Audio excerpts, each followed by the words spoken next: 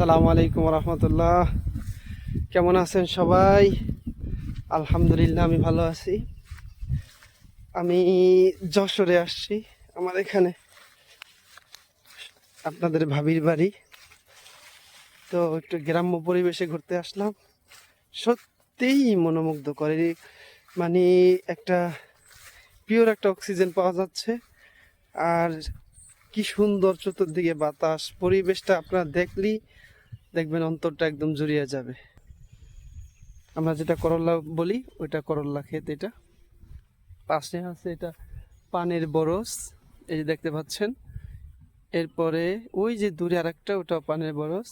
এই যে বেগুন ক্ষেত, এই যে পাট ক্ষেত, এর পিছনে আছে ধান ক্ষেত, আবার ওই যে কলা বাগান। মাশাল্লাহ, অনেক কিছু।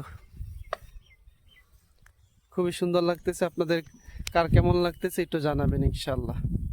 সবার দাওয়াত রইলো, গ্রাম অঞ্চলে এসে ঘুরে যাবেন আর পিওর অক্সিজেন নিয়ে যাবেন ইনশাল্লাহ।